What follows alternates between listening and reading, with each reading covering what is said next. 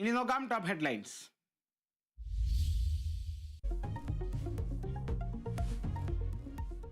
നെടുമ്പാശ്ശേരിയിൽ CISF ഉദ്യോഗസ്ഥർ യുവാവിനെ കാറിടിച്ച് കൊല്ലപ്പെട്ടത് തുറവൂർ സ്വദേശി ഐവിൻ ജിജോ.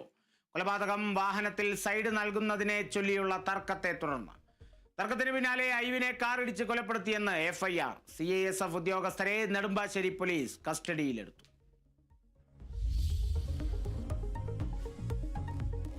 ബില്ലുകളിലെ തീരുമാനത്തിന് സമയപരിധി നിശ്ചയിച്ച സുപ്രീം കോടതിയോട് 14 ചോദ്യങ്ങളുമായി രാഷ്ട്രപതി. പ്രസിഡൻഷ്യൽ റഫറൻസിനുള്ള സവിശേഷ അധികാരം ഉപയോഗിച്ച് രാഷ്ട്രപതി ദ്രൗപദി മുർമു. ഭരണഘടനയിൽ ഇല്ലാത്ത സമയപരിധി കോടതിക്ക് നിർവചിക്കാനാകുമോ എന്ന് ചോദ്യം. ഭരണഘടനാ വ്യാഖ്യാനങ്ങളുള്ള വിഷയങ്ങൾ സുപ്രീം കോടതി ഭരണഘടനാ ബെഞ്ചല്ലേ പരിഗണിക്കേണ്ടതെന്നും ദ്രൗപദി മുർമു.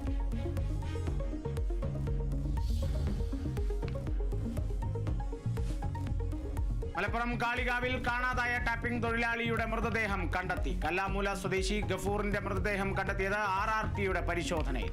മൃതദേഹം പുലി ആക്രമിച്ച നിലയിൽ. പരിശോധനയ്ക്ക് നിർദ്ദേശം നൽകി വനം മന്ത്രി.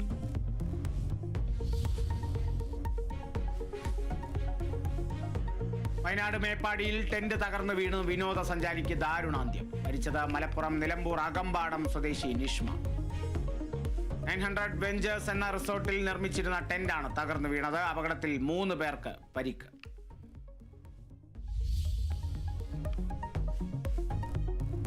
കണ്ണൂർ മലപ്പട്ടം മടുവാപ്പുറത്തെ സംഘർഷത്തിൽ കോൺഗ്രസ് CPIM പ്രവർത്തകർക്കെതിരെ കേസെടുത്തു. 50 കോൺഗ്രസ് പ്രവർത്തകർക്കും 25 CPIM പ്രവർത്തകർക്കുമെതിരെ കേസ്. കോൺഗ്രസ് പുനർനിർമ്മിക്കുന്ന സ്തൂപം തകർത്തത് CPIM എന്ന് കോൺഗ്രസ്.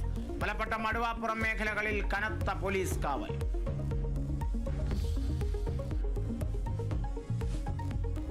തിരുവനന്തപുരത്ത് അഭിഭാഷകയ്ക്ക് മർദ്ദനമേറ്റ സംഭവത്തിൽ പ്രതിയെ പിടികൂടാനാകാതെ പോലീസ്. അഭിഭാഷകൻ ബെയ്ലിൻ ദാസ് 3ാം ദിനവും ഒളിവിൽ.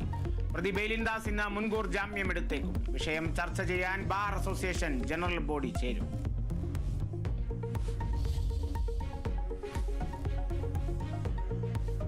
കേണൽ സോഫിയ ഖുറേഷിക്കെതിരെ വിദ്വേഷ പരാമർശം നടത്തിയ സംഭവം. ഹൈക്കോടതി ഉത്തരവിനെതിരെ മധ്യപ്രദേശ് മന്ത്രി സുപ്രീം കോടതിയിൽ.